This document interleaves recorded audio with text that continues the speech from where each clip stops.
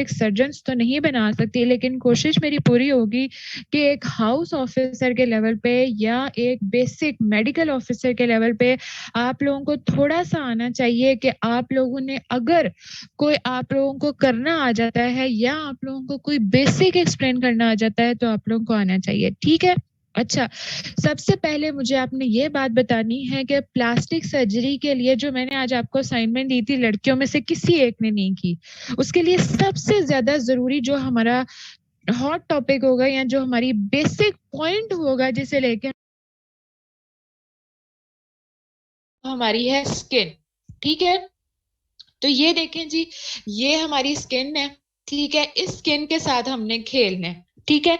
इसे ऊपर करना है, नीचे करना है, इसकी लेयर्स का हमें पता होना चाहिए, वो आपको ऑलरेडी मैंने पिछले लेक्चर में बता दिया था। इसलिए आज मैंने आपको कहा था कि इसकी क्वालिटीज का आपको पता होना चाहिए। क्या-क्या क्वालिटीज आप लोगों ने मुझे बताई थी? बताएं जल्दी से, शाबाश।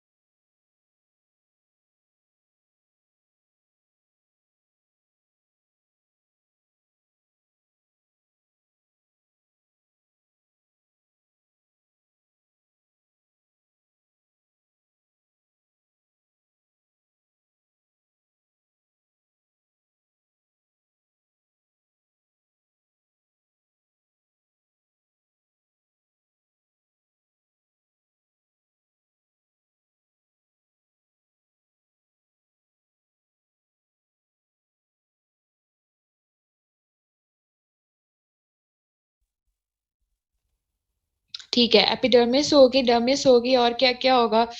हाइपोडर्मिस होगी, बिल्कुल। और इसके क्या क्या फीचर्स हैं स्किन के? ये रीजनरेट कर सकती है, और इसके अलावा क्या कर सकती है? रीजनरेट कर सकती है, और इसके अलावा क्या कर सकती है जी? और क्या क्या फीचर्स बताए थे बॉयज ने? मुझे कुछ फीचर्स बताए थे। इसके अंदर हेयर फॉलिकल्स होते हैं, सेंस ऑफ टेम्परेचर होगा, और उसके अलावा पेन का होगा, और इसके अलावा क्या होगा? शाबाश। पीडीएफ शेयर होगा। पीडीएफ जो है ना, वो आप स्क्रीनशॉट्स ले लेना साथ साथ, ठीक है? अच्छा, अभी पीडीएफ वैसे हमारा स्टार्ट नहीं हुआ, ठीक है? और इतनी अच्छी डायग्राम्स बुक में है कि पीडीएफ की वेरी गुड एब्जॉर्प्शन है, स्वेट ग्लैंड्स का इसके अंदर मैकेनिज्म है, वेरी गुड। थर्मो रेगुलेशन का इसके अंदर मैकेनिज्म है, मॉइस्चर का इसके अंदर मैकेनिज्म है, ठीक है? तो इन सारे मैकेनिज्म्स को हमने फॉलो करते हुए क्या करना है, इन सारे मैकेनिज्म्स को हमने देखते हुए क्या करना है? हमने प्लास्टिक सर्जरी करनी है। अब प्लास्टिक सर्जरी का बेसिकली अगर हम ग्रीक वर्ड से देखें तो इसका क्या मतलब होता है कि अगर खुदा ना खास्ता आरटीए का पेशेंट आया है, अगर खुदा ना खास्ता कोई ब्लंट इंजरी का पेशेंट है, एक्सीडेंट्स के पेशेंट्स हैं, बर्न इंजरीज है, क्रैश इंजरीज है, इन सब में क्या होता है? स्किन ऊपर से पूरी तरह से उड़ जाती है। जब स्किन पूरी तरह से उड़ जाएगी तो क्या होगा कि हमने उसको शेप करने के लिए, कॉस्मेटिकली ठीक करने के लिए, या उसको जो है वापस रिकवर करने के लिए हमने क्या करनी होती है? सर्जरी के अंदर स्किन लगानी होती है ऊपर। ऐसे ही है ना, अभी मैं लेमैन में ही कहूंगी, स्किन लगानी होती है, ठीक है? अब हमने बेसिकली क्या करना है? रीशेपिंग करनी है, या उसके अलावा उसको करेक्ट करना है, या फिर ये कह लो कि द आर्ट ऑफ मॉडलिंग जो आपकी बुक में लिखा हुआ है, ठीक है? क्या उधड़ गया? आ जाती है स्क्रीन, आ जाती है, बात तो सुन लो, आवाज आ रही है ना? स्क्रीन भी आ जाएगी, ठीक है? अच्छा। अच्छा, ठीक है।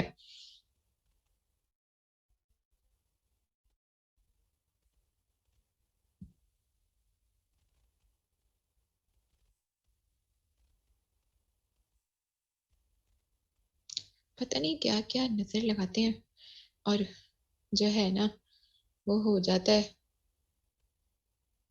मेरा बेचारा काम खराब।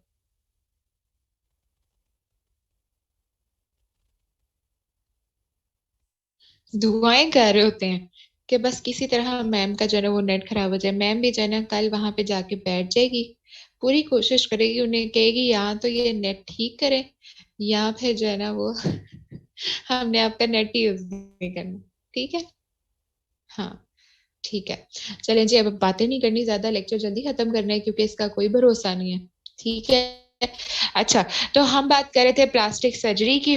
ठीक है। तो ये देखो इसके क्या क्या एडवांटेजेस हैं। मैंने क्या बताया, रीमॉडलिंग की या रीशेपिंग की। एक तो आपको काफी अच्छे से नजर आ रहा होगा, ये देखो। ठीक है, इसका क्या बेनिफिट है। ठीक है। अब आपको प्लास्टिक सर्जरी की थोड़ी सी डेफिनेशन भी समझ आ गई है। ठीक हो गया। अच्छा, अब हमने साथ एक एग्जांपल लेनी है एक ट्री की। ठीक है। आप सब लोगों ने अपने लाइफ में एक से दो बार ये किया होगा। फॉर एग्जाम्पल,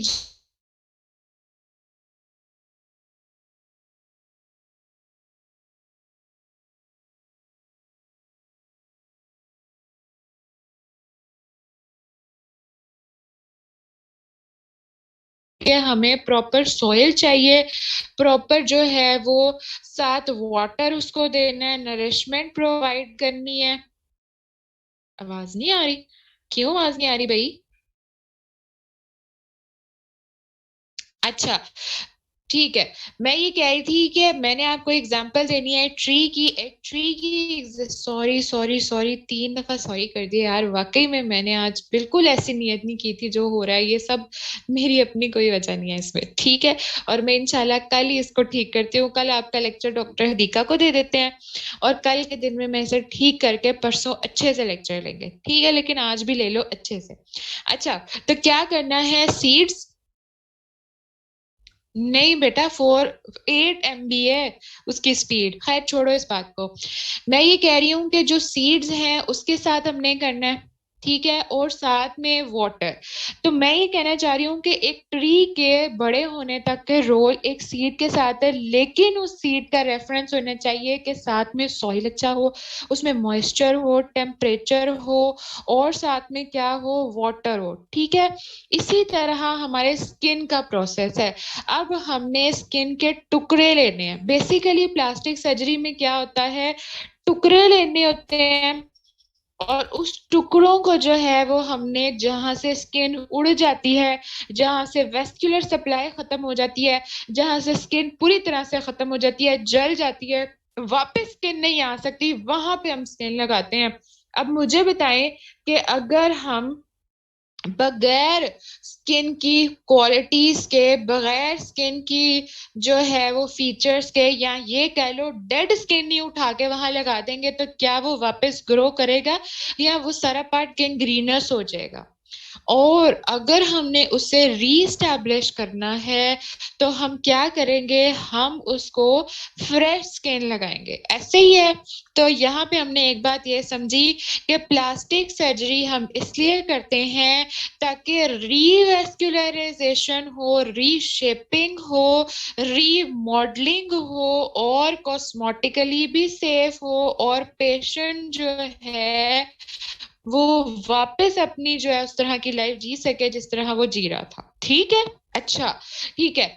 अब मैंने आगे ये डिफाइन करना है कि प्लास्टिक सर्जरी में हम दो तरीके से जो है ना वो प्लास्टिक सर्जरी करते हैं, या दो तरीके से स्किन के पार्ट्स लेते हैं। एक को हम क्या कहते हैं, ग्राफ्ट्स। ठीक है। और दूसरे को हम क्या कहेंगे, फ्लैप्स। ठीक है। ग्राफ्ट का क्या मतलब है कि अगर हम स्किन को सिर्फ ऊपर ऊपर से लेंगे, सिर्फ ऊपर से लेंगे, यानी सिर्फ इतना ऊपर वाला हिस्सा लेंगे, तो वो क्या होगा, हमारा ग्राफ्ट। और अगर यहाँ नीचे ये जो ब्लड सप्लाई और वेसल सप्लाई के अंदर जो वेन्स और आर्टरीज, इन सब का मैकेनिज्म है, इसको भी साथ उखाड़ लेंगे या ले लेंगे, तो ये हमारे पास क्या हो जाएगा, फ्लैप।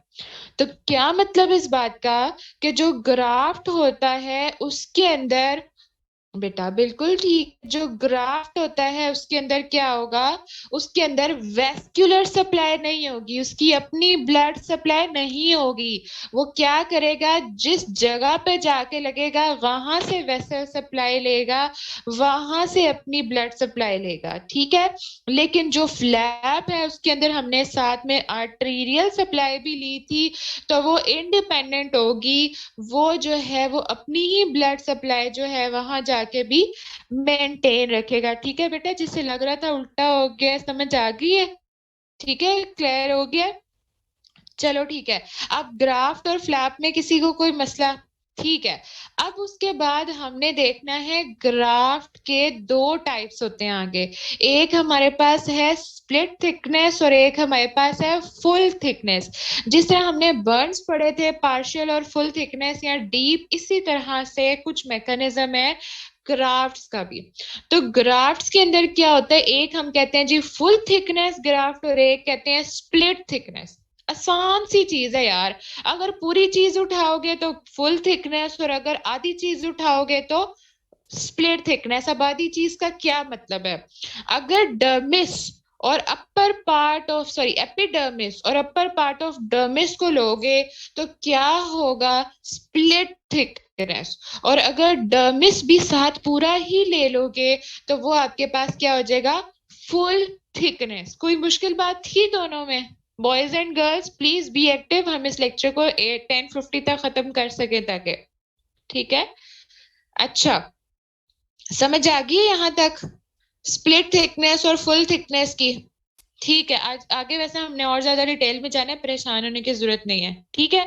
अच्छा, और इसके अलावा ये हमारे पास क्लासिफिकेशन थी ग्राफ्स की according to the shapes, according to the classification. एक और जो क्लासिफिकेशन है ओरिजिन के अकॉर्डिंग, वो हमारे पास क्या है, ये देखो। एक होते हैं हमारे पास ऑटोग्राफ्ट, एक होंगे एलोग्राफ्ट और एक होंगे जीनोग्राफ्ट, ठीक है। ये तीन ब्रॉड क्लासिफिकेशन है। आयशा हम फिर से करेंगे, परेशान नहीं होना। ऑटोग्राफ्ट का क्या मतलब है, ऑटो का मतलब होगा सेल्फ। ऑटोग्राफ्टिंग का क्या मतलब है कि अपने ही जिस्म के किसी हिस्से से स्किन का पीस लेके खराब हुए हुए हिस्से पे लगवाना, दैट इज ऑटोग्राफ्ट, ठीक है।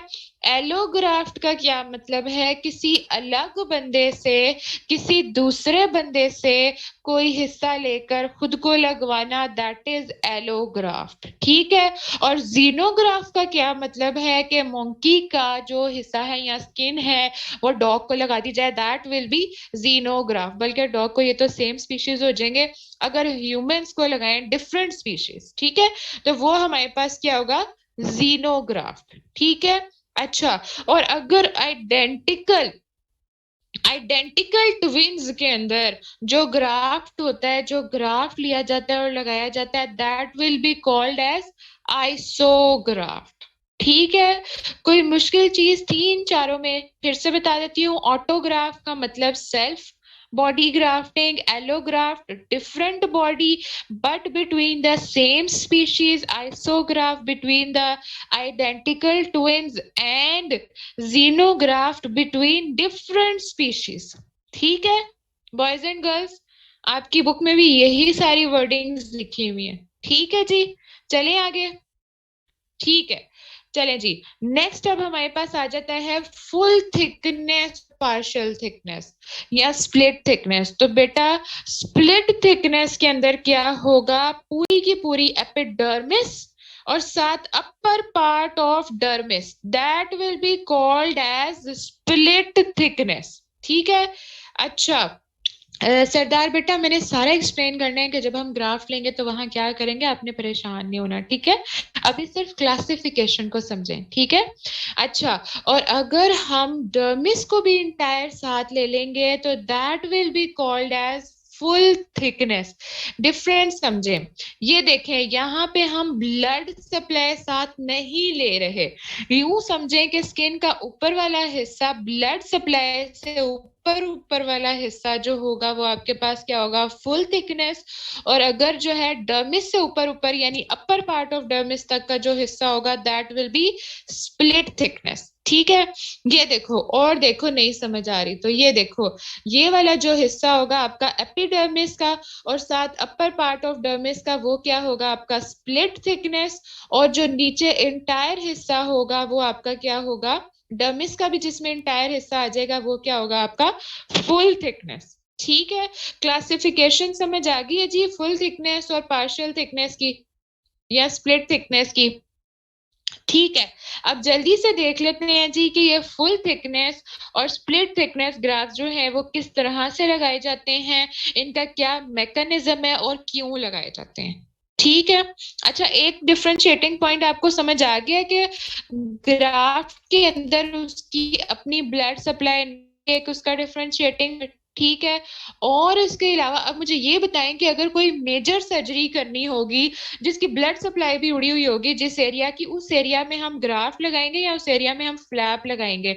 उस एरिया में हम ग्राफ्ट लगाएंगे। लेकिन कोई ऐसी जगह जिस जगह पे उसकी अपनी ब्लड सप्लाई इंटैक्ट है और अगर हम ग्राफ्ट लगाएंगे तो वो रिकवरी फेज में जा सकती है, तो उस जगह पे हमने क्या लगाना है, ग्राफ्ट। ठीक है, अच्छा, ये देखें जी डेफिनेशन इसकी, a graft is a tissue that is removed completely from one side of the body and is applied to the other side। ठीक है, ये हमने ओरिजिन के अकॉर्डिंग क्लासिफिकेशन कर ली है। ये हमने जो है साथ में इसकी ये भी क्लासिफिकेशन कर ली है। साथ में एक आपने ये एमसीक्यू पॉइंट याद रखना है कि जो ग्राफ्टिंग होती है वो भी अंडर एसेप्टिक मेजर्स करनी होती है।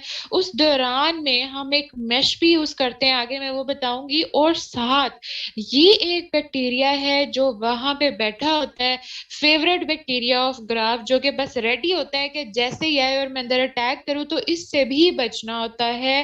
Culture and sensitivity, wound swap,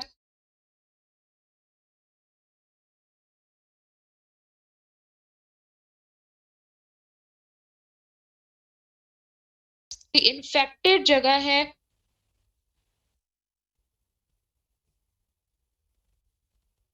अगर कोई इन्फेक्टेड जगह है तो उस इन्फेक्टेड जगह के ऊपर नहीं लगाना जब तक कि वो इन्फेक्शन से क्लियर ना हो जाए, जब तक कि वो फ्री ऑफ इन्फेक्शन ना हो जाए। और कौन सा बैक्टीरिया ज्यादा एक्ट करता है उसके ऊपर, बैक्टीरिया कौन सा एक्ट करता है, group A beta haemolytic Streptococcus infection. इससे क्या नुकसान होगा, इससे नुकसान ये होगा कि ऑलरेडी नीचे जो है वो हम ग्राफ्टिंग इसलिए करा रहे थे कि स्किन जो है डेड हुई हुई थी, और उसके अलावा स्किन को रिकवर करने के लिए। अब अगर उस स्किन के साथ साथ ग्राफ्ट को भी इंफेक्शन हो जाता है, ग्राफ्ट भी बेसिकली एक स्किन है, टिश्यू है, अगर वो भी इंफेक्टेड हो जाता है तो ना ग्राफ्ट का फायदा होगा और ना नीचे वाली स्किन का। नीचे वाली स्किन तो तबाह होगी होगी, ऊपर से जो ग्राफ्ट ऊपर लगाया वो भी तबाह हो जाएगा। अगर मैं ग्राफ्ट को एक स्किन का पार्ट कहूं तो वो आप समझ जाएंगे ना। ठीक है, तो अब हम ग्राफ्ट की जगह एक स्किन का पार्ट ले लेते हैं इसको। ठीक है, अच्छा, उसके बाद जी स्प्लिट थिकनेस का आपने मैंने आपको बता दिया कि उसके अंदर क्या होता है, एपिडर्मिस होती है और डर्मिस का एक कंपोनेंट होता है। ठीक है, वेरिएबल थिकनेस जितनी रिक्वायर्ड होती है। अब आपने ये देखना है कि ये हम लेते किस तरह हैं।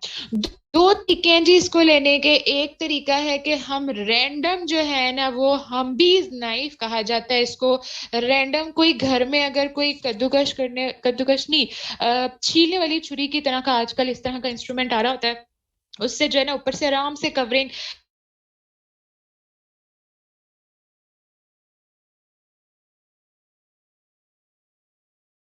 देखी होगी किचन में।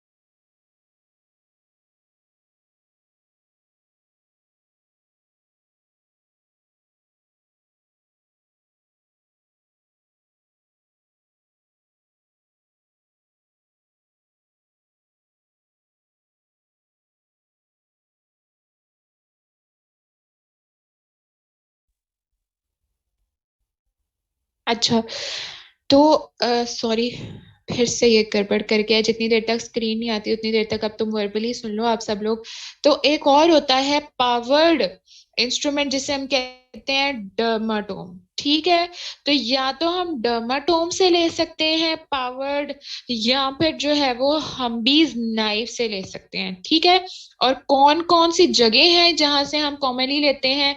क्लियर आ रही है ना आवाज? तब तक बुक सामने खोल के उससे देख के कर लो। हमने अपना लेक्चर किसी सूरत नहीं जो है वो खत्म करना, हमारे पास टाइम नहीं है, प्रॉफ करीब है, तो हम ये सारी छोटी छोटी चीजों को निग्लेक्ट कर रहे हैं। ठीक है, अच्छा, तो कौन कौन सी यूजुअल साइट्स हैं, मैं साथ साथ आप लोगों को पढ़ाते हुए मैं एक हाथ माउस पे रख के अपना जो है वो ठीक कर रही हूँ, तो इसलिए इस चीज के लिए परेशान नहीं होना। और आज के लिए जो है ना वो मेरी अपोलॉजीज पहले से ही एक्सेप्ट कर ले।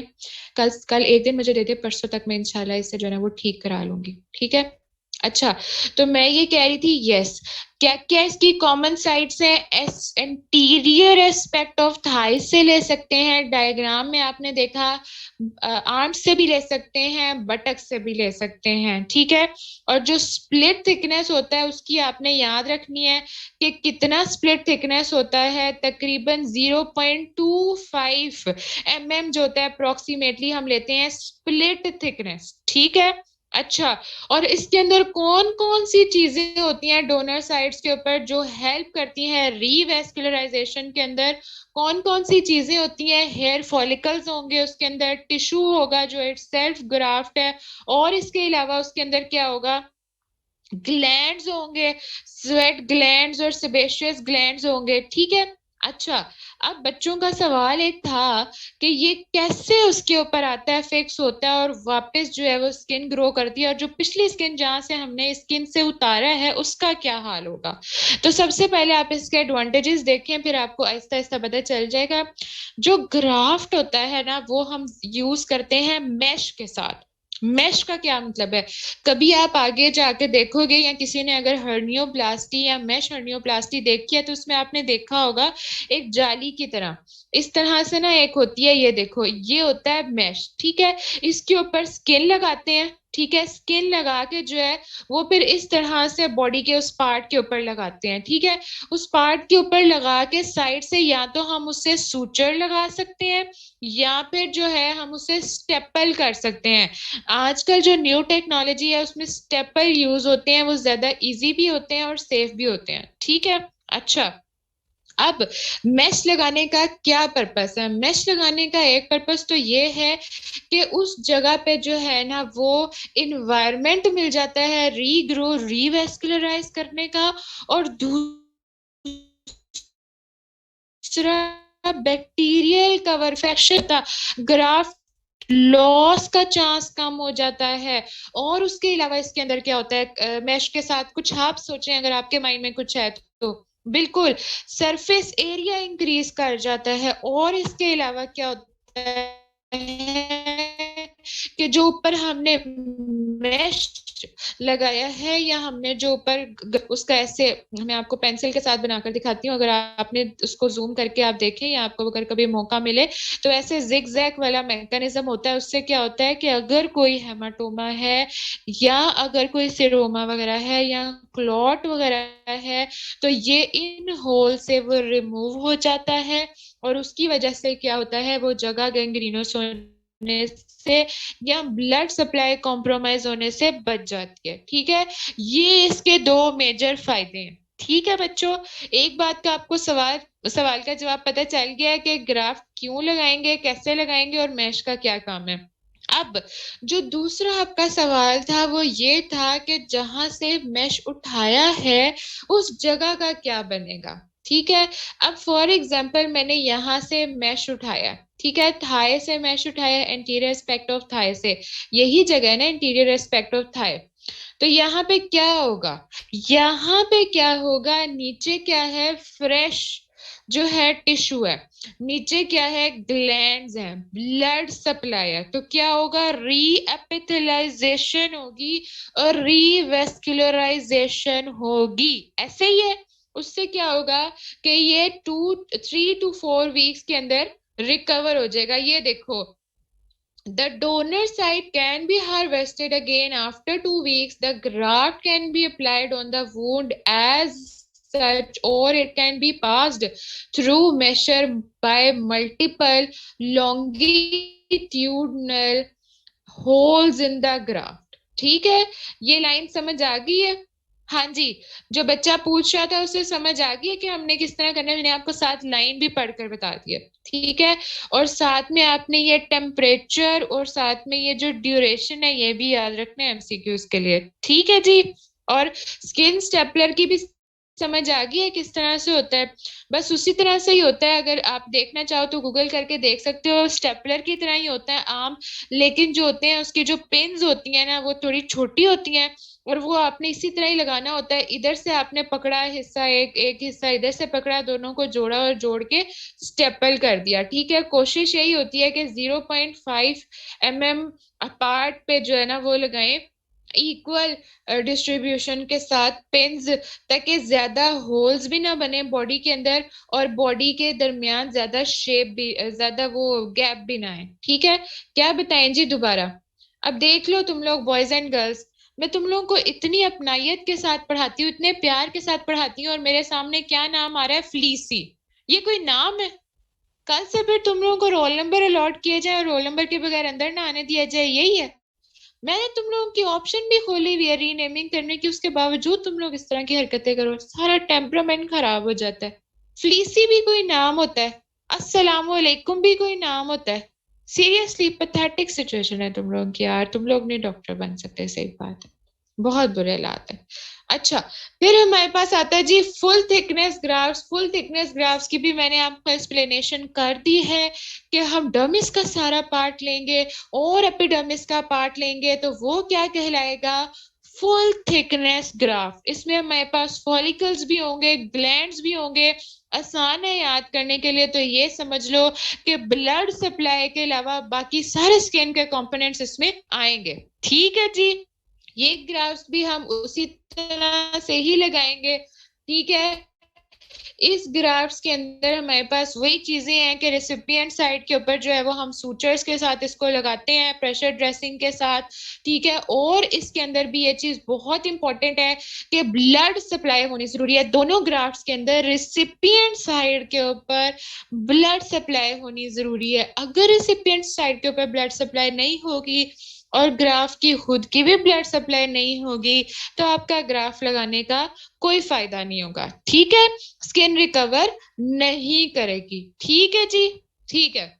ये जी फुल थिकनेस ग्राफ की एक एग्जांपल है। स्किन के ऊपर ये देखो, ये स्किन के ऊपर ग्राफ लगाया हुआ है, ये इसके साइड पे जो है वो सूचर्स लगाए हुए हैं। ठीक है, और with the time 2 to 3 weeks के अंदर क्या होगा, इसका भी जो कलर है वो इसी तरह का होना शुरू हो जाएगा।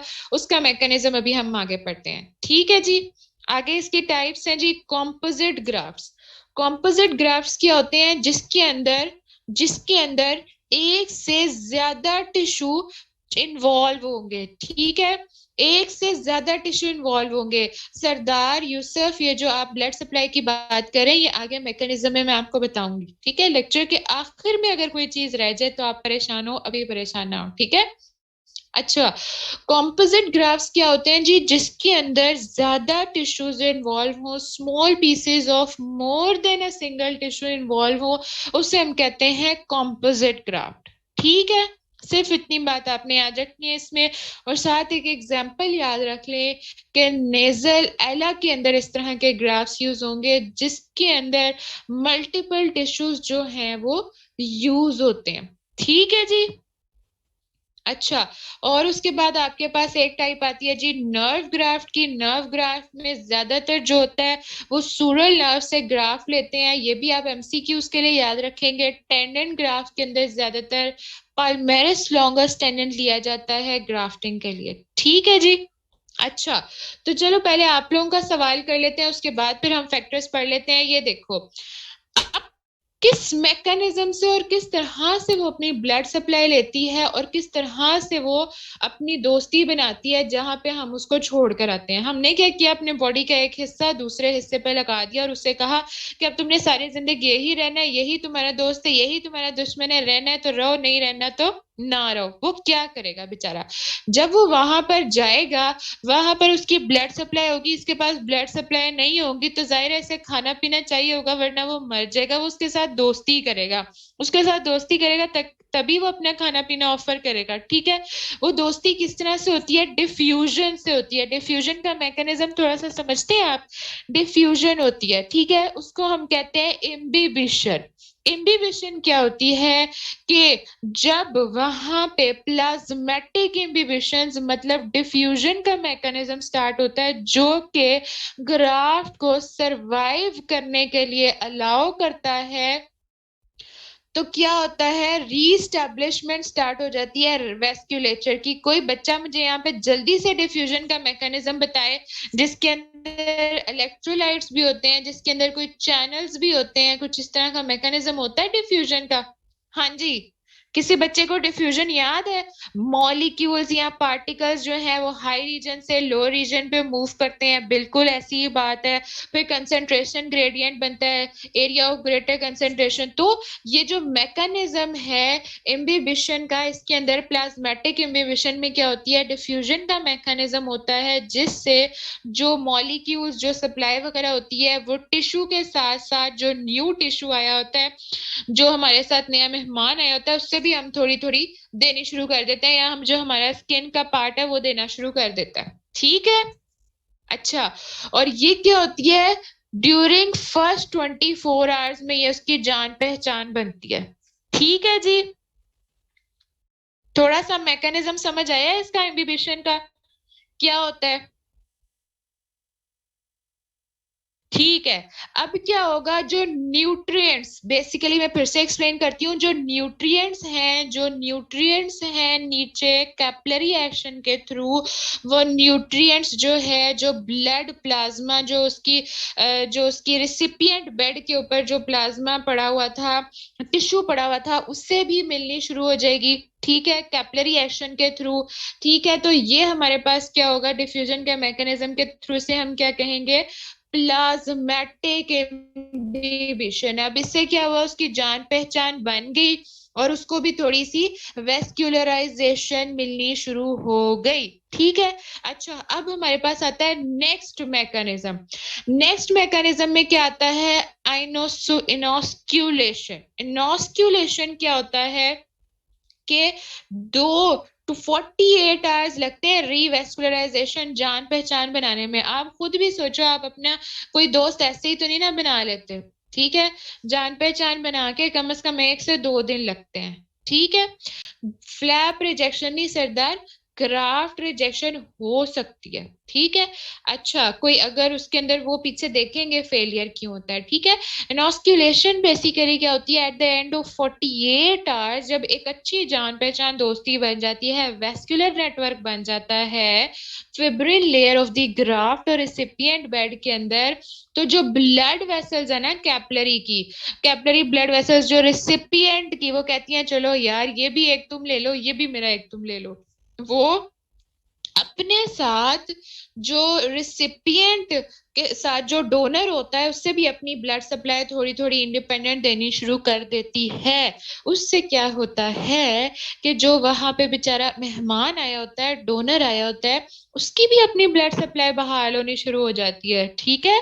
और जब उसकी अपनी ब्लड सप्लाई बहाल होनी शुरू हो जाएगी, तो वो क्या होना शुरू हो जाएगा? थोड़ा थोड़ा पिंक होना शुरू हो जाएगा, ऐसा ही है। जब ब्लड सप्लाई वहां पे स्टेब्लिश होनी शुरू हो जाएगी, तो वो भी थोड़ा थोड़ा पिंक होना शुरू हो जाएगा, ठीक है। और फिर आहिस्ता आहिस्ता क्या होगा? रीवेस्कुलराइजेशन का मैकेनिज्म स्टार्ट हो जाएगा, और इवेंचुअली वहां पे भी जो है वो डिवेलप्ड वेसल्स बन जाएंगी, और that will be your successful grafting. बच्चों, ग्राफ्टिंग का मैकेनिज्म समझ आ गया किस तरह से होगा? किस तरह से उसने अपनी दोस्ती बनाई, और किस तरह से उसने आहिस्ता आहिस्ता पहले उसके साथ थोड़ी सी हेल्प ली। पहले डिफ्यूजन का मैकेनिज्म हुआ, कैपिलरी जो है उसने मॉलिक्यूल्स और वो चैनल्स दिए, उसके बाद फिर उसने आहिस्ता आहिस्ता क्या किया? वेस्कुलराइजेशन का मैकेनिज्म, थोड़ी थोड़ी ब्लड सप्लाई उससे ली, और जब ब्लड सप्लाई उसकी अपनी आनी शुरू हुई, तो फिर उसने इंडिपेंडेंट वेल डेवलप्ड वेसल्स बना ली, जिससे उसकी मुकम्मल ब्लड सप्लाई वहां पे बन गई, ठीक है। अच्छा, अब उसके बाद आपने ये याद रखना है कि फर्स्ट 24 से 48 आवर्स के अंदर क्या होता है, इम्बिबिशन, और 48 आवर्स के बाद क्या स्टार्ट होता है, इनॉस्क्यूलेशन, और उसके बाद क्या होता है, रीवैस्कुलराइजेशन। ये तीनों मैकेनिज्म्स आपको आने चाहिए। ठीक है जी, तो हमारी ग्राफ्टिंग क्लियर हो गई है। चलें जी, ठीक है। अब हमारा क्या रह गया है, फ्लैप्स। इंटरेस्टिंग था, मुश्किल तो नहीं था, प्लीज पूछ लें अगर किसी को नहीं समझ आई, हम किसी और तरीके से उसे समझा लेंगे। ठीक है। अच्छा, अब उसके बाद हमारे पास है फ्लैप्स। फ्लैप्स क्या होते हैं, आपने एक चीज मुझे खुद ही बता दी है। फ्लैप्स ऐसा टिश्यू है, ऐसा स्किन का पार्ट है जिसके अंदर हमारे पास, हफीज कौन सा फैक्टर बताएं प्लीज, ऐसा टिश्यू का पार्ट है, ऐसा जो है स्किन का पार्ट है बेटा, जो फुल थिकनेस और स्प्लिट थिकनेस है ना, इन दोनों की जो है ना वो इसी तरह ही होगी। और जो आप हीलिंग ऑफ अगर रिसिपिएंट पूछ रहे हैं तो वो मैं आपको बता देती हूँ। ठीक है, ग्राफ्ट के, अच्छा वो वाले फैक्टर्स, ठीक है जी, यस यस, बिल्कुल जी, आपने याद करा दिया। ये हमारा रहता था जी। फैक्टर्स कौन कौन से अफेक्ट करते हैं ग्राफ को, ये अब आपने मुझे खुद ही बताने हैं कि कौन कौन से फैक्टर्स रहते हैं। अगर कोई, सबसे पहला तो आसान कौन सा होगा, अगर कोई स्किन इन्फेक्शन है तो, ठीक है। दूसरा ये है कि हमने बहुत टाइटली जो है वो ग्राफ्ट को अटैच किया है, प्रेशर ज्यादा दे दिया है, टेंशन ज्यादा दे दिया है, ठीक है। दूसरा ये है कि बहुत लूज कर दिया उसको, ठीक है। और तीसरा ये है कि मैश नहीं लगाया जिसकी वजह से वहां पे क्लॉटिंग हेमाटोमा बन गया, ठीक है। चौथी बात ये है कि वहां पे ब्लड सप्लाई अच्छी नहीं थी, वहां पे जो है ब्लड सप्लाई अच्छी नहीं थी, नेक्रोसिस गैंग्रीनस पार्ट था, इन्फेक्टेड पार्ट था, जिसकी वजह से जो है वो कैपिलरी रीफिल और रीवैस्कुलराइजेशन का मैकेनिज्म नहीं हुआ, और ग्राफ्ट सर्वाइवल जो है वो खराब होना शुरू हो गया, या लेस सर्वाइवल उसका हो गया, या ग्राफ्ट लॉस हो गया, ठीक है।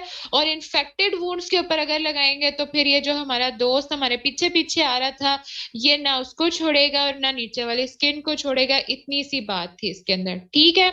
और उसके अलावा अगर हम किसी अनसुटेबल जगह से ग्राफ्ट लें तब भी वो ग्राफ्ट सक्सेसफुल नहीं है। और अगर पेशेंट जो है वो हिमोडायनामिकली स्टेबल नहीं है, पेशेंट जो है ऑलरेडी कोई इम्यूनो कॉम्प्रोमाइज या कोई डिजीज फॉलो कर रहा है, तब भी ग्राफ्ट का जो है सर्वाइवल रेट कम हो जाता है, ठीक है। इनॉस्कुलेशन का एक दफा फिर से बता देती हूँ जी। इनॉस्कुलेशन बेसिकली क्या होती है, उसके अंदर आफ्टर 48 आवर्स ये मैकेनिज्म स्टार्ट होता है। और जब यहाँ पे ये क्या हो रहा होता था, सिर्फ और सिर्फ डिफ्यूजन का मैकेनिज्म हो रहा होता था, और जो कैपिलरी एक्शन के थ्रू जो रिसिपिएंट से न्यूट्रिएंट्स जा रहे होते थे डोनर को, ठीक है। लेकिन अब कैपिलरी सिर्फ पहले न्यूट्रिएंट्स देती थी, इनॉस्कुलेशन में कैपिलरी न्यूट्रिएंट्स के साथ थोड़ी थोड़ी ब्लड वेसल्स भी देनी शुरू कर देगी, थोड़ी थोड़ी ब्लड सप्लाई भी देनी शुरू कर देगी। जब वो ब्लड सप्लाई देनी शुरू करेगी तो क्या होगा, ब्लड फ्लो स्टार्ट हो जाएगा स्किन ग्राफ्ट के अंदर। और जब ब्लड फ्लो स्टार्ट होगा तो वो हल्का हल्का पिंक होना शुरू हो जाएगा, यानी कि ब्रांचेस वहां पे जानी शुरू हो जाएंगी, सब ब्रांचेस जो होती हैं, ठीक है, माइनर जो होती हैं। उसके बाद आहिस्ता आहिस्ता जब वो ब्रांचेस उसके अंदर रस बस जाएंगी, या उसके अंदर अपनी जगह बना लेंगी, या इंडिपेंडेंट हो जाएंगी, तो that will be known as revascularization. समझ आ गई है वजीहा इनॉस्कुलेशन क्या होती है।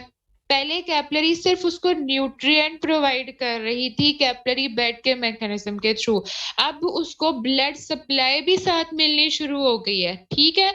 तो जो ब्लड सप्लाई मिलने वाला मैकेनिज्म है वो इनॉस्क्यूलेशन है। अब हम बात कर रहे थे फ्लैप्स की। फ्लैप्स क्या होते हैं जी, कि जिसके अंदर उसकी अपनी ब्लड सप्लाई हो, जो अपनी ब्लड सप्लाई अपने घर से लेकर आए, दैट इज द फ्लैप, ठीक है। ये भी स्किन का पार्ट है, वो भी स्किन का पार्ट है, ठीक है। ये भी टिश्यू था, वो भी टिश्यू था। फर्क इसमें ये है कि इसके अंदर ब्लड सप्लाई भी उसके साथ है, उसकी अपनी, ठीक है जी। अच्छा, अब क्लासिफिकेशन देख लेते हैं जी। ये क्लासिफिकेशन आपको आनी चाहिए, ठीक है। मैं इसके साथ यूक्यू लिख देती हूँ ताकि आपको याद रहे। मैं आपको ना इसका एक समराइज सा एक पेज भी भेज दूंगी, उसके ऊपर ये पूरे चैप्टर की समरी लिखी हुई है।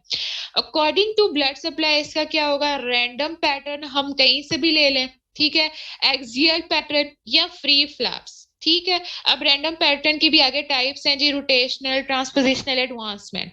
और अगर डिस्टेंस के अकॉर्डिंग हम देखें अकॉर्डिंग, तो उसके अंदर भी जी एक एक्सियल फ्लैप्स, फ्री फ्लैप्स और लोकल फ्लैप्स। ठीक है। अच्छा, उसके बाद टिश्यू टाइप्स के अंदर अगर हम देखें तो स्किन फ्लैप, मसल फ्लैप और कॉम्पोजिट फ्लैप। अब इन सबको डिटेल में एक एक करके देख लेते हैं। बच्चे का मैसेज है, ब्लड वेसल्स दोनों की कैसे जुड़ेंगी। बेटा आपने जो वुंड हीलिंग या कोएगुलेशन और फिम्ब्रेंस वगैरह का इन्फ्लेमेटरी मार्कर्स, ये सारा मैकेनिज्म नहीं पढ़ा हुआ थर्ड ईयर फोर्थ ईयर में, जब हम पढ़ते हैं कि अगर कहीं पे वुंड इंजरी हो जाती है तो फिर उसके बाद कौन सा मैकेनिज्म होता है, क्लॉट फॉर्मेशन होती है, वहां पे फाइब्रोनोब्लास्ट होते हैं, फैक्टर 8 9 10 कुछ इस तरह के मैकेनिज्म्स होते हैं, फिर पाथवेज इन्वॉल्व होते हैं, एक्सट्रिंसिक इंट्रिंसिक, और वो आके एक्ट करते हैं। तो मैंने कुछ इसी तरह का आपका मैकेनिज्म समझाया था कि पहले कैपिलरी बेड से उसको न्यूट्रिएंट्स प्रोवाइड होंगे, फिर आहिस्ता आहिस्ता ब्लड वेसल्स आएंगी, जब ब्लड वेसल्स प्रेशर के अंदर फिल करेंगी, वो आहिस्ता आहिस्ता जो ग्राफ्ट है वो उसके साथ मिलना शुरू हो जाएगा, और आहिस्ता आहिस्ता उसकी ब्लड सप्लाई उसके अंदर आना शुरू हो जाएगी। और जो ब्लड सप्लाई है उसकी आगे इंडिपेंडेंट इस तरह होगी कि उसके जो ये फॉर एग्जांपल अगर ये एक ट्री है, ये बेसिकली ग्रोइंग फेज है, ठीक है, नीचे साथ वेसल्स और ये जो ब्लड सेल्स होते हैं ये भी इन्वॉल्व, इन्फ्लेमेटरी मार्कर्स भी इन्वॉल्व होते हैं। तो जब इनकी सब ब्रांचेस आती हैं, जो ब्रांचेस कट की हैं वो ब्रांचेस वापस स्टैब्लिश हो जाती हैं, ब्लड वेसल्स स्टैब्लिश हो जाती हैं, और इस तरह वो अपने इंडिपेंडेंट ब्लड वेसल्स बना लेते हैं। ठीक है। अच्छा, अगर नहीं समझ आई तो मैं एक डायग्राम कोई देखूंगी जो समराइज कर रही है, वो मैं आपको भेज दूंगी। ठीक है। अच्छा, अब उसके बाद हमारे पास थे फ्लैप्स। फ्लैप्स में हम पढ़े थे random pattern flaps. Random pattern का मतलब होता है कि रैंडम पैटर्न का क्या मतलब है, रैंडम जो फ्लैप लिया जाता है। फॉर एग्जांपल अगर मैं रेक्टेंगल की बात करूं तो हमने उसकी 3 साइड्स ली हैं। ठीक है। 3 साइड्स जो है रेक्टेंगल की, उसकी कोई स्पेसिफिक रिलेशन नहीं है कहाँ से ब्लड सप्लाई आ रही है और कहाँ से जा रही है। फॉर एग्जाम्पल अगर एक जगह है, उसकी तीन तीन जो है वो जगह कट गई हैं, अब मैंने उसको जोड़ना है। इसका आसान सा मतलब ये है, ये देखो इस डायग्राम में देखो कि फॉर एग्जाम्पल ये जो है ना, ये यहाँ से इसका इतना, अब मैंने क्या करना है, अब मैं क्या करूंगी कि बेसिकली जो टिश्यू होता है, टिश्यू के नीचे मसल होता है, मसल के साथ स्किन अटैच हुई हुई होती है, और उसके दरमियान काफी लेयर्स होती हैं जो उसे इंटैक्ट को थोड़ा सा रिलीज करूंगी, उसे स्ट्रेचेबल करके, उसे इलास्टिक करके आवाज का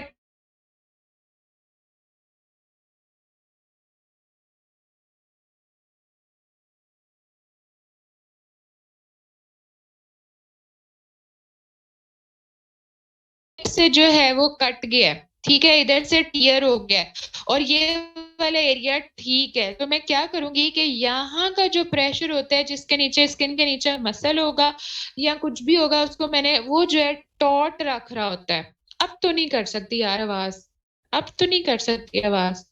अच्छा, टॉट रख रहा होता है तो क्या करते हैं कि उस टॉट को या उस प्रेशर को रिलीज करते हैं अंदर से, उस स्किन को कट करेंगे, उसको इलास्टिक करेंगे, और उसको थोड़ा सा फ्लेक्सिबल करके उसको थोड़ा सा खींच के ऊपर ले आएंगे। तो वो हमारे पास क्या होगा, एडवांसमेंट फ्लैप, या ये देख, ये देख यहाँ वोंड या इन्फेक्टिव यहाँ पे स्किन उधर हमने जो है उसी को थोड़ा सा रेस किया। रेस करने का क्या मतलब होता है कि यहाँ यहाँ से हमने थोड़ा सा, ये देखो उसको कट किया है, इसको थोड़ा सा यहाँ से कट किया है, और ध्यान से देखो ये जो आपको थोड़ी थोड़ी उभरी हुई है, गोल गोल नजर आ रही है ना, ये फैटी टिश्यू है, और जो स्किन और मसल के दरमियान वाली लेयर है वो है।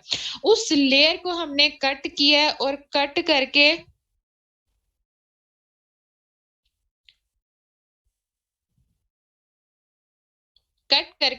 हमने उससे थोड़ा सा फ्लेक्स किया है, थोड़ा सा खींचा है, और खींच के उससे पूरा कर लिया। जो खींचने का मैकेनिज्म होता है वो कहलाता है रेज करना। ठीक है, यानी उसी जगह से थोड़ा सा स्किन को रेस किया, थोड़ा सा स्किन को खींचा और उसको पूरा कर दिया, that will be known as advancement flap या रैंडम फ्लैप। ठीक है जी, इतनी बात समझ आ गई है। अच्छा, उसके बाद एक है हमारे पास रोटेशनल फ्लैप। रोटेशनल फ्लैप नाम से जाहिर है क्या करेगा, क्या करेगा, हम इसमें रोटेट करते हैं उसको।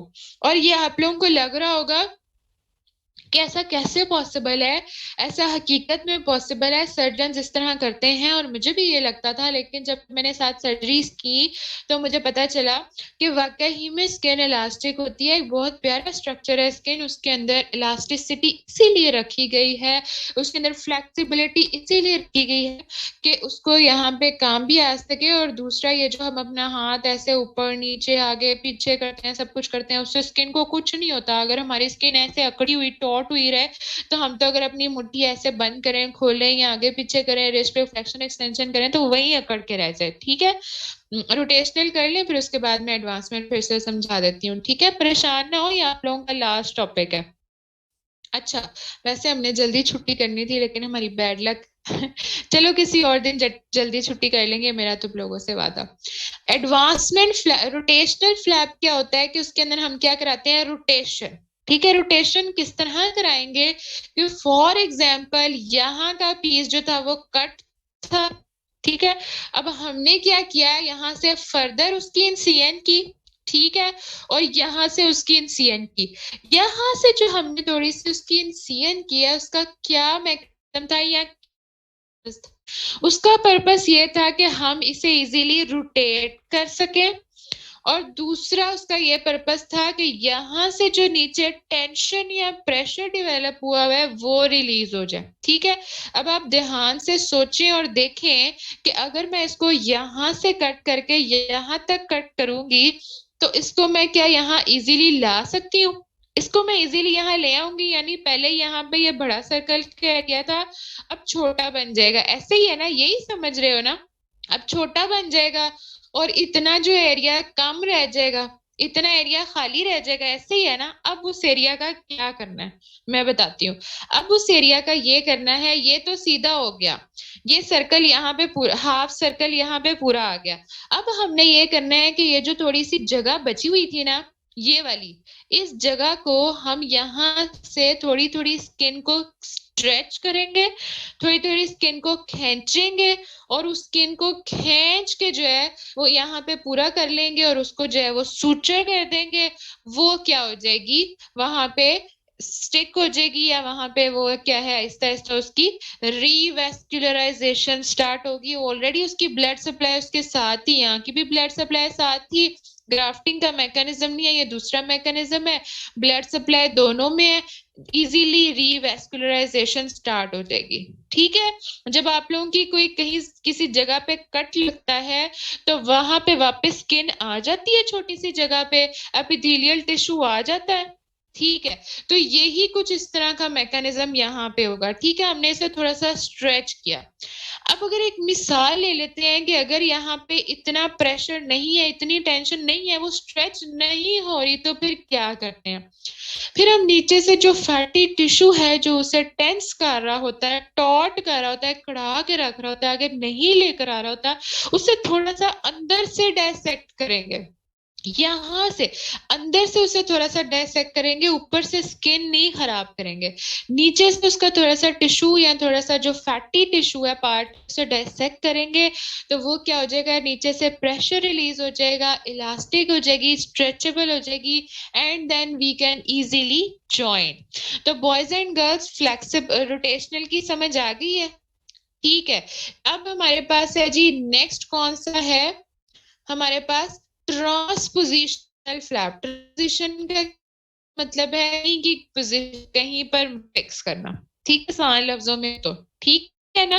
ट्रांजिशन का मतलब changing the position from one side to another side, ऐसे ही है ना, अगर समझे भी आपसे पूछे। ठीक है।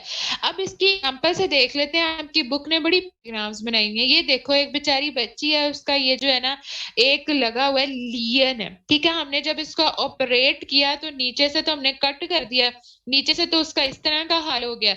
अब क्या करें, ये तो कॉस्मेटिकली भी खराब हो जाएगा। अब हमने क्या करना है, उसको हमने पूरा करना है, उस स्किन को हमने पूरा करना है। किस तरह करोगे, कुछ सोच के बताएगा मुझे यहाँ पे बगैर देखे? पता चल जाएगा तुम लोग जाग रहे हो।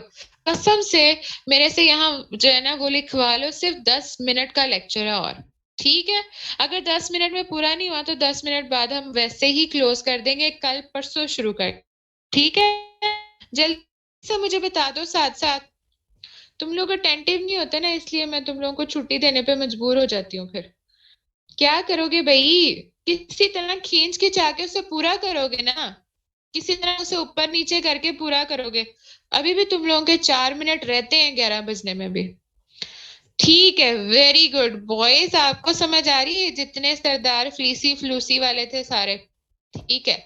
अच्छा, क्या करना है हमने, वेरी गुड, फ्लैप तो लगाएंगे पर लगाएंगे कैसे? देखो, इसके अंदर तो कोई स्ट्रेच करने वाली चीज ही नहीं है, क्योंकि ना ये वाली स्किन स्ट्रेच कर सकते हैं ना ये वाली, ये नीचे वाली स्ट्रेच हो सकती वाली नहीं हो सकती, क्योंकि अगर स्किन स्ट्रेच तो बच्चों क्या होगा, कोई इंटेलिजेंट आंसर। अगर मैं ये स्किन स्ट्रेच करूंगा ऊपर से आई खराब हो जाएगी, आई का मैकेनिज्म खराब हो जाएगा, इसलिए ये स्किन स्ट्रेच नहीं हो सकती। वेरी गुड, ठीक है। तो अब हम ये भी नहीं कर सकते, तो हम क्या करेंगे, थोड़ा सा यहाँ से इंसाइज करेंगे, ठीक है। और यहाँ से तो ऑलरेडी इंसाइज हुआ हुआ है, ठीक है। ये देखो, यहाँ से इसने थोड़ा सा उसको इंसाइज किया, ठीक है। इसको रेस करेंगे, ठीक है। इस फ्लैप को यहाँ से उठाएंगे, यहाँ से उठाने के बाद यहाँ से थोड़ा सा उसको स्ट्रेच करेंगे, ठीक है। और यहाँ से थोड़ा सा स्ट्रेच करेंगे, ठीक है जी। ये दोनों को स्ट्रेच किया तो ये देखो, ये कुछ इस तरह का हमें नजर आएगा और ये कुछ इस तरह का हो जाएगा, ठीक है। अब ये वाला जो हिस्सा है ना, ये वाला हिस्सा, ये हमने यहाँ पे लगा देना है। कहाँ पे लगाना है, यहाँ पे। और ये वाली जो स्किन का पार्ट है और ये वाला जो स्किन का पार्ट है, इन दोनों को थोड़ा सा स्ट्रेच करके आपस में मिला देना, ठीक है जी। ये देखो, ये वाला क्या, ये वाला जो फ्लैप था ये उठा के हमने यहाँ लगा दिया, इसको थोड़ा थोड़ा सा जो है वो और इंसाइज किया, थोड़ा सा ओपन किया, स्ट्रेच किया, ये वाला हिस्सा यहाँ पे लगा दिया, इसको यहाँ से थोड़ा सा स्ट्रेच करके इसको पकड़ के ओवरलैप कर दिया, यहाँ पे ये वाला हो गया। और ये जो एरिया बिल्कुल खाली रह गया था उसका यहाँ फ्लैप लग गया, ठीक है। ये देखो, ये देखो, ये जो फ्लैप था ये हमने इधर लगा दिया है, और इस हिस्से को थोड़ा सा स्ट्रेच करके इस हिस्से के साथ मिला दिया। ये हमारे पास क्या हो जाएगा, पूरा हो जाएगा उसका। ये देखो, अब इस तरह से कुछ नजर आएगा, ठीक है। कॉस्मेटिकली भी ये सही रहेगा, और साथ में क्या होगा कि जो उसका ये ऊपर वाला हिस्सा जो बिल्कुल ही खराब हो जाना था, जो डेड हो जाना था, जो रह जाना था, जहाँ पे कभी रिवेस्कुलराइजेशन नहीं होनी थी, वो भी होगी, और साथ में ये भी होगी। कोई मुश्किल बात है इसमें, इंटरेस्टिंग है ना, ठीक है। अच्छा, अब एक रह गई है सिर्फ जेड प्लास्टी। जेड प्लास्टी में क्या होता है, अगेन एक बच्ची कह रही है, अगेन 1 मिनट में समझ लेते हैं। ये देखो, यहाँ पे क्या था, ये देखो, ये उसकी लियन थी, ठीक है। इस लियन की वजह से जब हमने ये लियन रिमूव की, यहाँ पे एक बहुत बड़ा सा इस तरह का बन गया सर्कल या निशान, ठीक है। वहां से स्किन पूरी तरह से उड़ गई, अब हमने उसे पूरा करना है।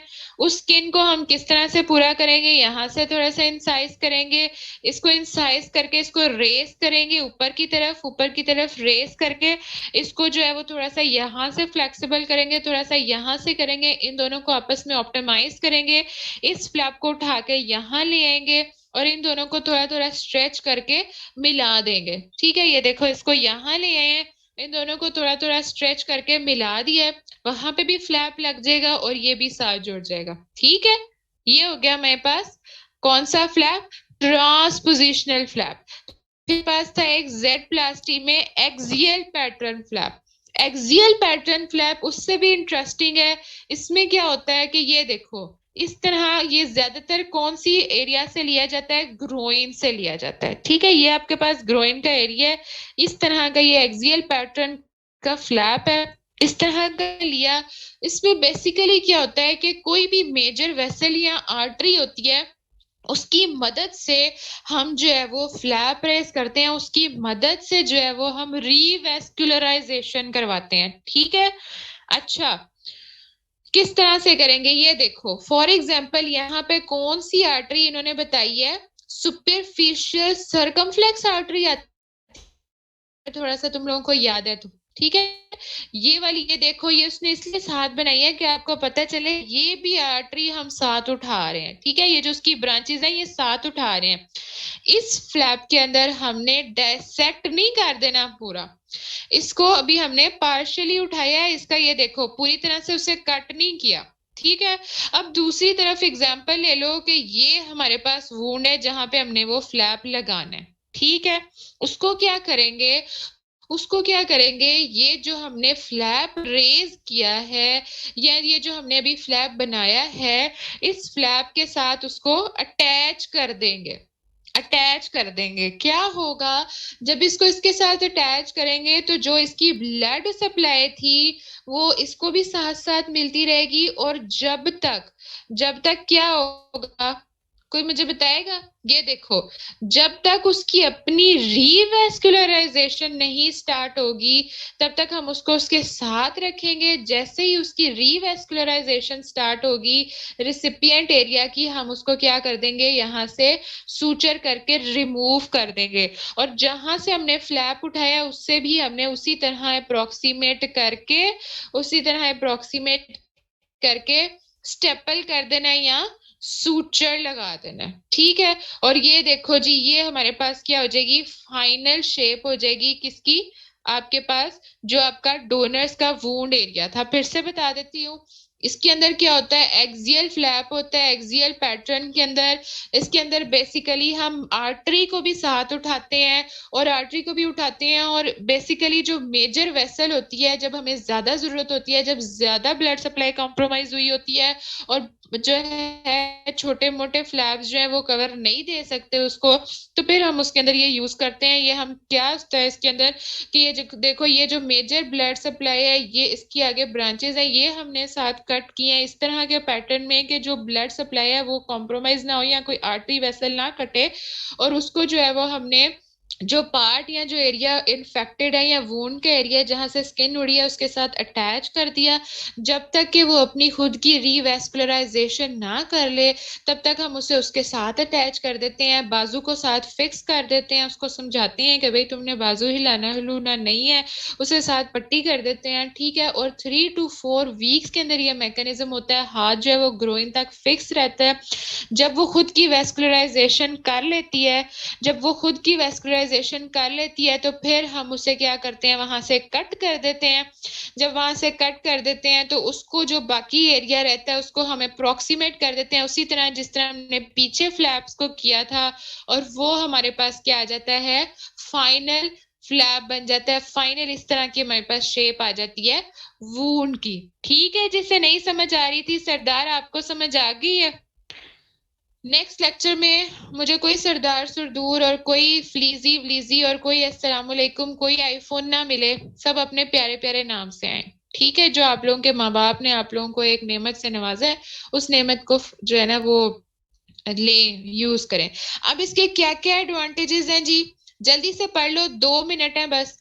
प्रोवाइड बेटर फंक्शनल और cosmetic results, hair growth, sweating sensations ये सारी प्रिजर्व रहती हैं। फिर किसी भी ऐसे एरिया पे ये लगाया जा सकता है जहां की वेस्कुलैरिटी कॉम्प्रोमाइज हुई होती है, नेक्रोसिस हुई होती है, या फिर वो ब्लड सप्लाई जो है वो गेन नहीं कर सकता।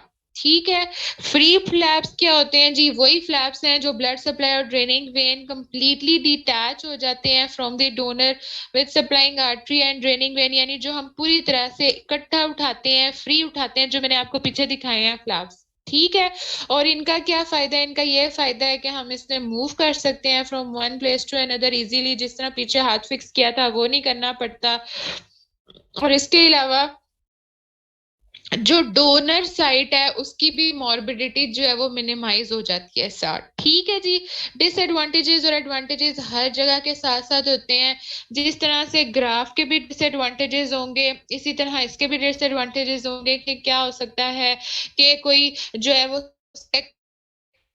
मेजर यूज किए, कोई ब्लड वेसल ना कॉम्प्रोमाइज हो जाए, ऐसा ना हो कि फ्लैप उठाते उठाते मैंने नीचे मेजर सप्लाई कट कर दी, मेजर वेसल कट कर दी, या उसके अलावा ये है कि मैंने जो फ्लैप के अंदर वेसल नहीं उठाई या वेसल की ब्रांचेस जिगजैग पैटर्न में ले ली, और उसकी वजह से क्या हुआ कि जब मैंने उसे डोनर साइड रेसिपिएंट साइड के ऊपर डोनर को इम्प्रिंट किया, उसकी ब्लड सप्लाई सही नहीं चली और मेरा जो है वो फ्लैप लॉस हो गया, फ्लैप खराब हो गया, उसकी जो सर्वाइवल रेट था वो कम हो गया। ठीक है बेटा, ये सारी मार्किंग ही है जो मैंने की हुई है। ठीक है। अच्छा, फिर उसके बाद स्किन फ्लैप्स कौन से हैं जी? जो हम स्किन के सब डर्मल लेवल से लेते हैं, जिसके अंदर हम ब्लड सप्लाई भी साथ लेते हैं, वो होगा हमारे पास स्किन फ्लैप। और इसके अलावा मसल फ्लैप्स भी ले सकते हैं उसी तरह। कॉम्पोजिट फ्लैप्स का क्या मतलब होगा? जिस तरह कॉम्पोजिट ग्राफ्ट से, कॉम्पोजिट फ्लैप में क्या होगा कि टू और मोर या वन से ज्यादा अगर हम टिश्यूज इन्वॉल्व कर रहे हैं, टिश्यू टाइप्स इन्वॉल्व कर रहे हैं, तो वो हमारे पास क्या होगा? Composite flap. ठीक है। ये सारी हमने बातें कर ली फ्लैप्स की और ग्राफ्ट्स की। जी फातिमा, स्टेप्स करने हैं आपको, मैंने स्टेप वाइज ही बताया है ना? ठीक है। कोई रॉकेट साइंस नहीं लिखी हुई, उसमें यही सारी चीजें लिखी हुई हैं। कोई मुश्किल बात, कोई मुश्किल वर्ड हो, आपने मुझसे पूछ लेना है। ठीक है। अब पोस्ट ऑपरेटिव केयर इसकी क्या करनी है? बंद करते हैं इसको, आप आंखें बंद करके मुझे बताएं। इन्फेक्शन कंट्रोल करना है, सेप्टिक एसेप्टिक मेयर्स फॉलो करनी है, सेप्सिस नहीं होने देनी, और उसके अलावा थ्रोम्बोसिस नहीं होने देनी, टाइट ड्रेसिंग नहीं करनी, रोज ड्रेसिंग चेंज करनी है, और उसके अलावा क्या करना है? उसे बताना है कि उसको साफ सुथरा रखे, उसको ज्यादा जो है वो गंदा ना करे, उसे ज्यादा वेट ना करे, उसे ज्यादा जो है वो क्या कहते हैं, उसको वार्म रखे, उसका टेम्परेचर ज्यादा ठंडे टेम्परेचर पे भी ना जाए कि वहां पे जो है वो mechanism of hot and cold जिसकी वजह से स्किन जो है वो कॉम्प्रोमाइज हो जाए, उसकी वहां पे रीवेस्कुलाइजेशन रीएपिथेलाइजेशन का मैकेनिज्म कॉम्प्रोमाइज हो जाए। और इसके अलावा सर्जन के लेवल पे क्या पोस्ट ऑपरेटिव केयर होनी जरूरी है? Poor anatomical knowledge. अगर हमारा एनाटॉमिकल नॉलेज ही पुअर होगा, हम उसको सही फिजियोथेरापी, हम उसको सही पोस्चर चेंज का नहीं बता सकते, हम आंटी वेन को इस तरह उल्टा सीधा कर देंगे, वो भी हमारे पास क्या होगा? काम खराब हो जाएगा। जिस तरह हमने ग्रोइन का फ्लैप लगाया था, ठीक है ना, अगर हम उसको सही से उसकी पोस्चर नहीं बताएंगे, सही से उसे नहीं कहेंगे फिक्स रखे, उससे क्या हो सकता है? उसका सर्वाइवल रेट भी खराब हो सकता है। ठीक है जी। यहाँ तक किसी को कोई मसला?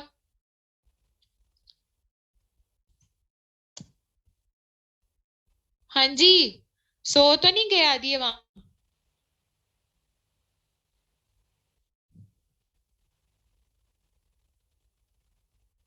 हाँ जी। ठीक है। छुट्टी दे दूं? ठीक है।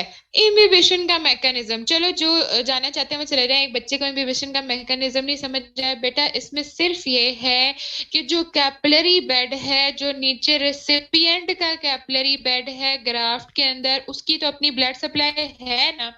हमने ग्राफ्ट लगाना ही ऐसी जगह पर है जिस जगह पे उसकी ब्लड सप्लाई हो, उसकी blood supply vascular supply intact हो। अगर नहीं होगी तो हम नहीं लगा सकते। अब जब blood supply vascular supply intact होगी, हम उसको एक जानदार टिश्यू दे देंगे, तो वो उस जानदार टिश्यू के साथ दोस्ती कर लेगा और अपने कैपिलरी न्यूट्रिएंट्स जो है वो उसके साथ शेयर करेगा।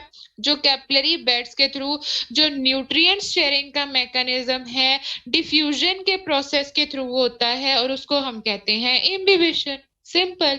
ठीक है। चलें जी, थैंक यू सो मच। अल्लाह हाफिज, दुआ में याद रखिएगा, भाग जाओ। ठीक है जी। अल्लाह हाफिज।